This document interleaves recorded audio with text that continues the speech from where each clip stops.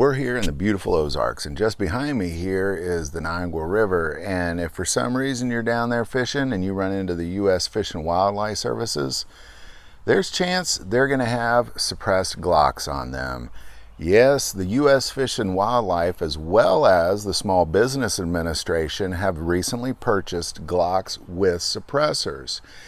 Now, of course, just a reminder that you can't just go out and buy a suppressor. You would have to go through a process that takes quite a while. It includes a tax stamp, and you can't really travel around with it. It's a very delicate process. In addition to that, they're trying to ban suppressors. The anti-Second Amendment society of the government is actually trying to make it where nobody could have suppressors, except for them. They'd like to have suppressors, which of course is filled with hypocrisy. So, I've made these series of videos to talk about many. There's many. It's not just the U.S. Fish and Wildlife. If you've seen other videos of mine, it's not just them. There's non-military agencies in the federal government are arming themselves as if they are building a small military.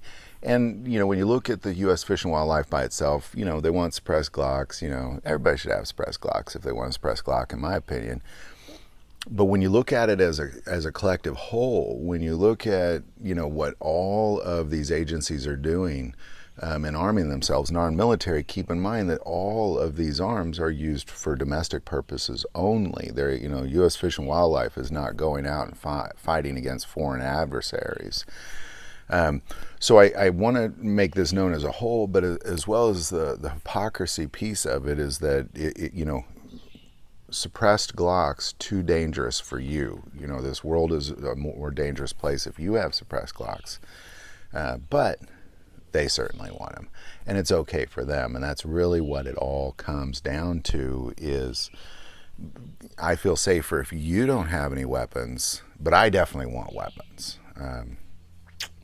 And I think that's what our government is doing to us. So any thoughts or insight on it? Again, U.S. Fish and Wildlife and Small Business Administration, of course, they need suppressed Glocks. How do you manage small business and take care of the fish and the wildlife without suppressed Glocks? I don't know. It's important they have them. I understand that. But, don't take them from me at the same time. Any thoughts or insight on that? Put it below. If you like this video, click like and subscribe.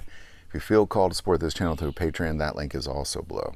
But the most important part of this channel is we take prayer requests, so please don't ever hesitate to send that in. Thank you for watching this episode of God, Family, and Guns. And as always, love God, love your family, and love guns.